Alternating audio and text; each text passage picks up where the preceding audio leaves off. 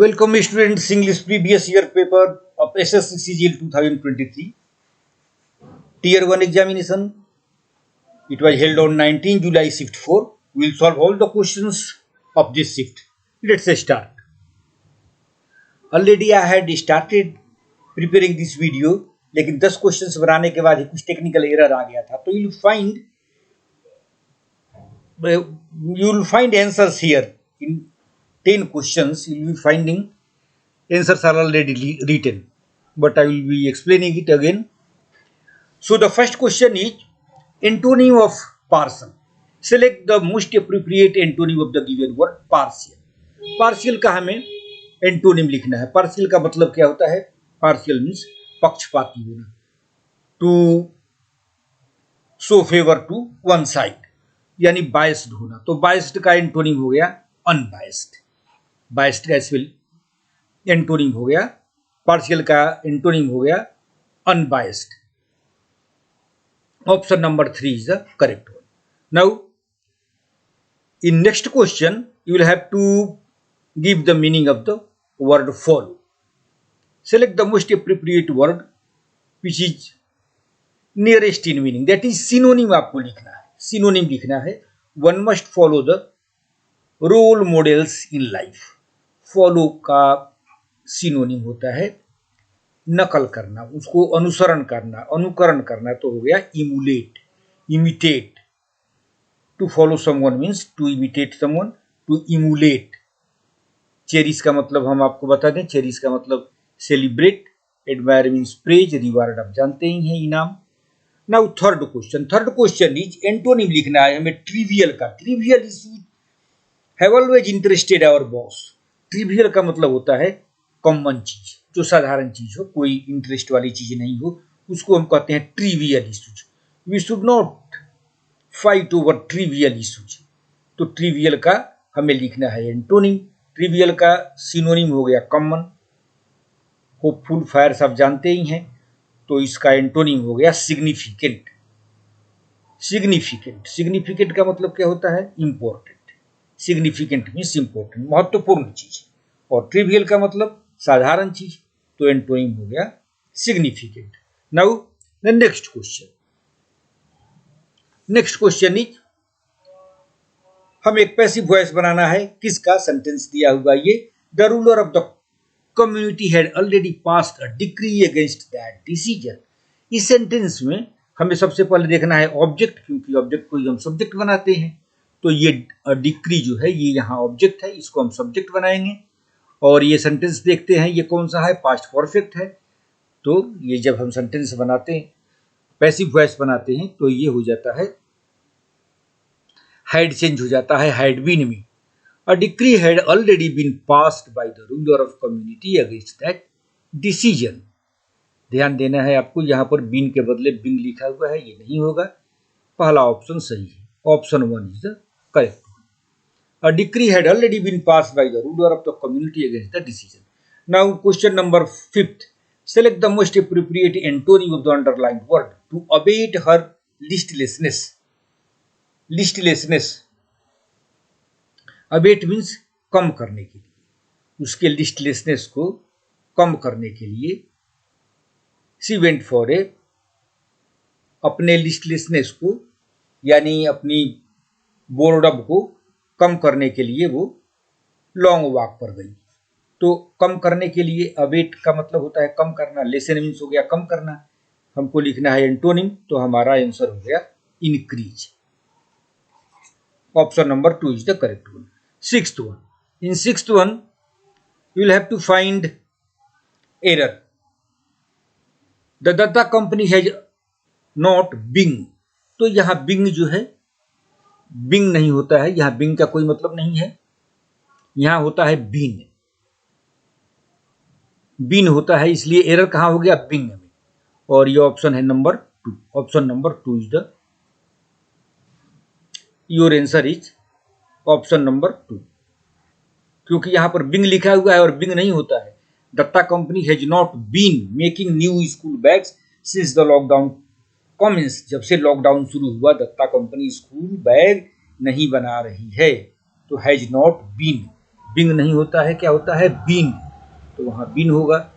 Now question number 7, select the sentence that is free from spelling errors. ऐसे sentence को हमें देखना है जिसमें कोई एरर ना हो।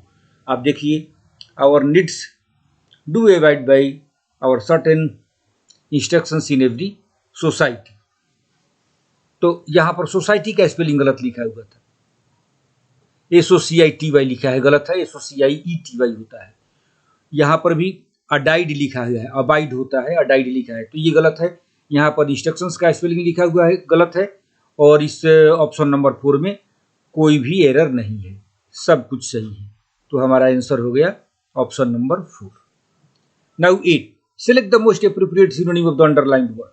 ट्रीचरस, ट्रीचरस का हमको लिखना है सिनोनिम। ट्रीचरस मीन्स विश्वासघाती। विश्वासघाती आदमी के लिए सिनोनिम हो गया डिसलॉयल। डिसलॉयल, डिसलॉयल, लॉयल का ऑपोजिट डिसलॉयल। डिसलॉयल को कहते हैं a person who is ungrateful, who is ungrateful, who is treacherous, who is bent upon deceiving someone is known as a treacherous person. Now, here parts of the following sentence have been underlined and given as options. Select the option that contains a spelling error. आपको ऐसे word को देखना है इसमें जो underlined है and they are misspelled. Misspelled word को check करना है, तो मिसस्पेल्ड वर्ड सबको हम चेक करते हैं। कंस्ट्रक्टिव का स्पेलिंग सही है, सिग्निफिकेंस का स्पेलिंग सही है, ल्यूक्रेटिव का स्पेलिंग गलत है, इसमें यहाँ पर ई नहीं होता है, ई नहीं होता है, ये होता है LUCRATIV, ल्यूक्रेटिव। ल्यूक्रेटिव मीन्स मतलब क्या होता है?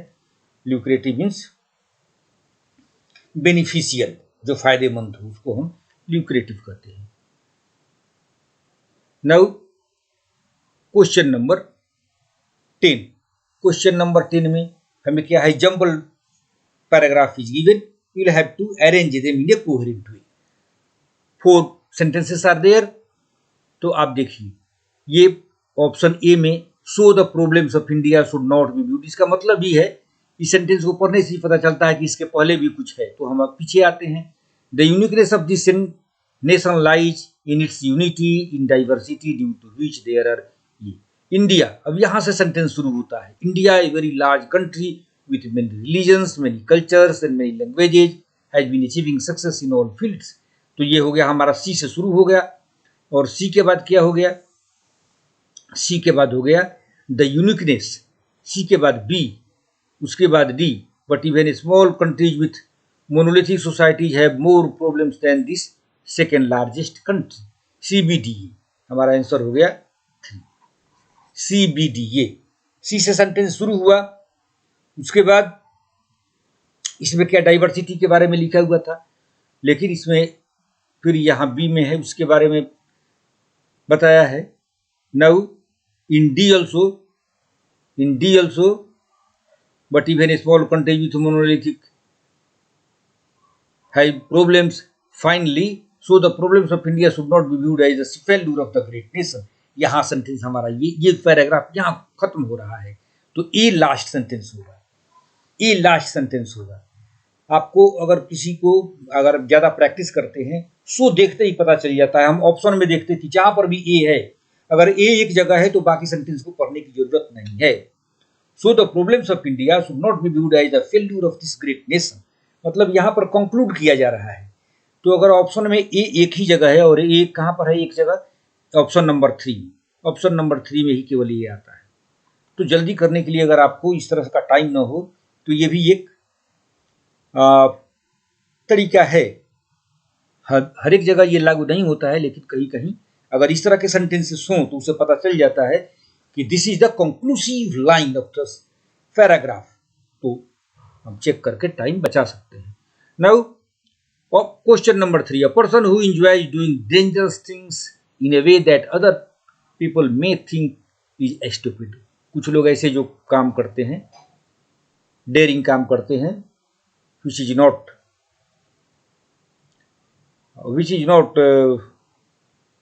liked by other people. Such persons are known as daredevil.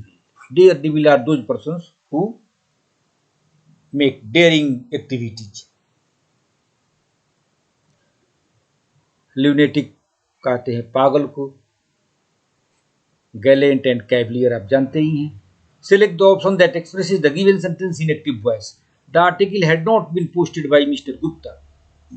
ये पैसिव वॉइस में दिया हुआ है, एक्टिव वॉइस में हमको चेंज करना है। बाय मिस्टर गुप्ता यहाँ पर ऑब्जेक्ट है, ये हो जाएगा सब्जेक्ट। तो mister Gupta had not posted the article, mister Gupta had not posted the article. Option number 1 is the correct. Identify the idiom phrases that can best substitute the underlined segment. I am going to be in trouble if I do not submit my homework to the teacher. इसके लिए हमारा word जो होता है up the creek. Up the creek means to be in trouble. Up the creek. Option number 2 is the correct. Up the creek means to be in trouble. Up the creek. ये याद रखना है, अगले exams के लिए ये बहुत ही important है। up the creek ये फ्रेज बहुत बार आया नहीं हुआ है, ये नया है, इसको तो आप जरूर नोट कर लें। Up the creek means to be in trouble. Now going back to drawing board, ये भी इंपॉर्टेंट है, ये 1-2 बार आया है लेकिन फिर भी बहुत इंपॉर्टेंट है।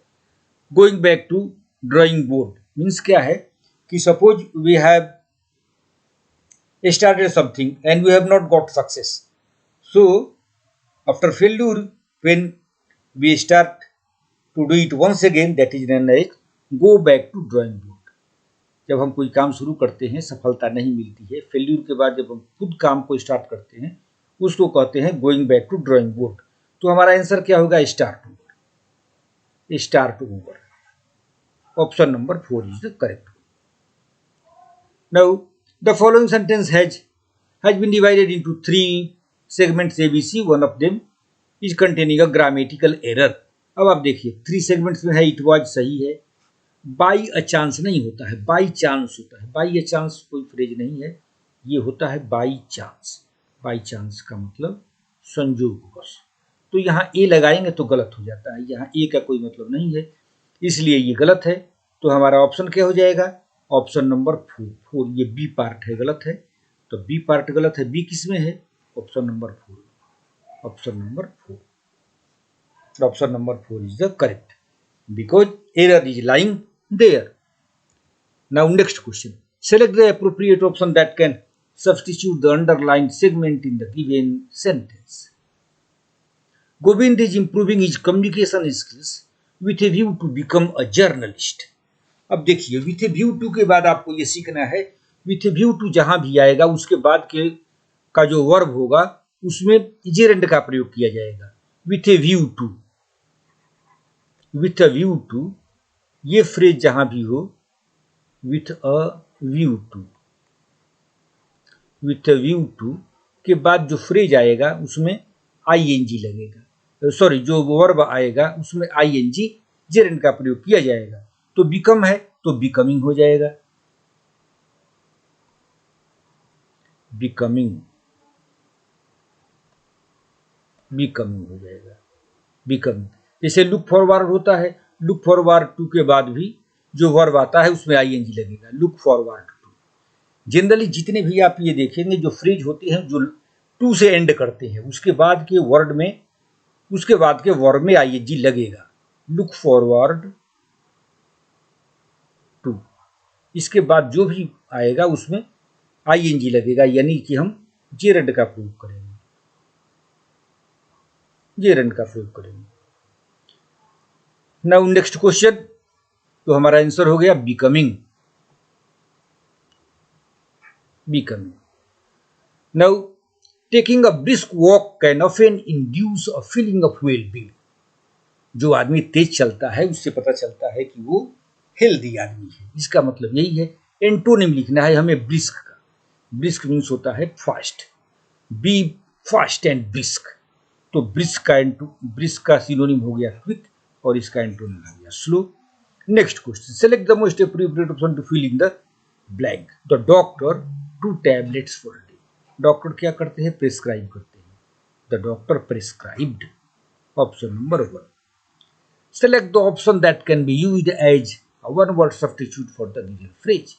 Forsaken or neglected child who has no home and spends most of his time on streets. Such a person is known as waif. A waif is a person who is neglected. He has no one to give a shelter. He is a shelterless person, and he passes his night on streets. Now, this is a paragraph containing 5 questions. 5 questions, 5 fill in the blanks are there. So you will have to go through this paragraph and answer all the 5 questions. ये देखिए, when he was in college, a famous poet made a useful distinction for him. जब वो college में था तो किसी poet ने इनके बारे में एक यूजफुल डिस्टिंक्शन दिया. डिस्टिंक्शन का मतलब दो होता है, एक तो अंतर होता है और एक डिस्टिंक्शन मीन्स प्रतिष्ठा भी होता है. डिस्टिंक्शन, आप मार्क्स एग्जाम में मार्क्स ले आते हैं more than 66%, you get distinction. तो यहाँ क्या है, he had drunk in the poets company.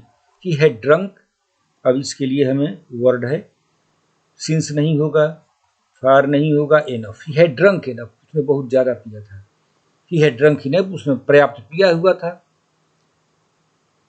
He had drunk enough in the poet's company to be compelled to describe to him a poem.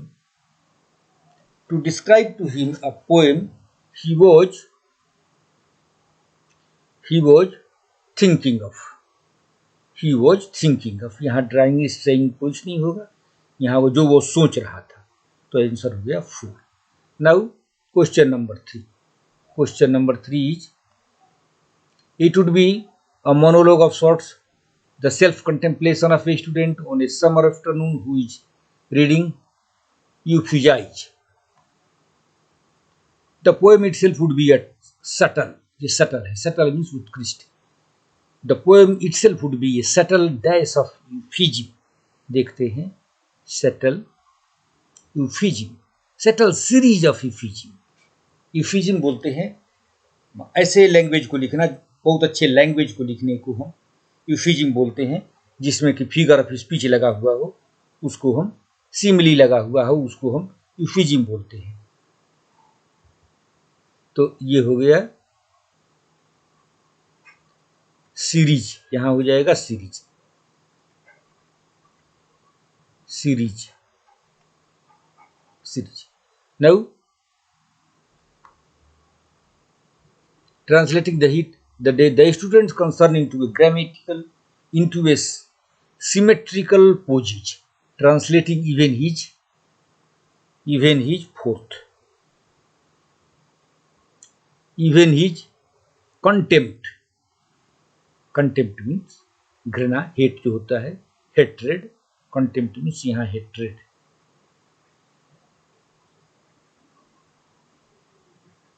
Translating his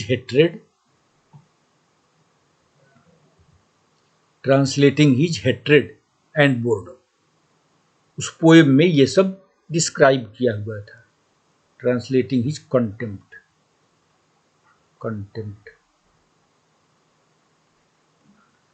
The poet nodded his big head in a sympathetic, rheumatic way, as this was dashed to him. देखते हैं क्या है, as it was dashed to him, it was explained to him, as this was explained to him, explained.